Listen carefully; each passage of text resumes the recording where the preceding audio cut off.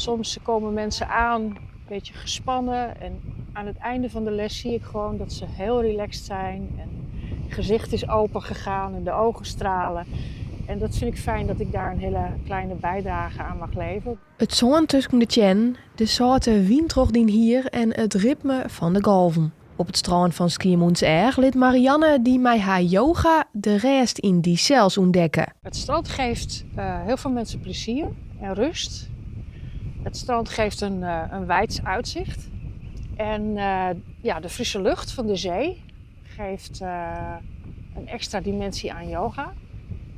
En natuurlijk het geruis van de zee wat je hoort is ook rustgevend. Dus er zijn allemaal redenen waarom het strand heel fijn is om yoga op te doen. Ja, dat geeft wel een hele andere dynamiek, vind ik zelf. Qua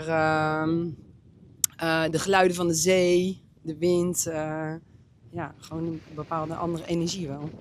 Yoga is een manier van ontspannen en dichter bij jezelf komen, wat heel heilzaam is voor je.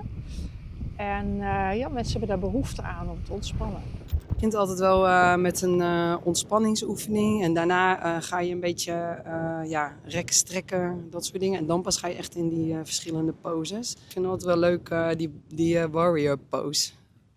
Dus die voel je ook echt een krijger.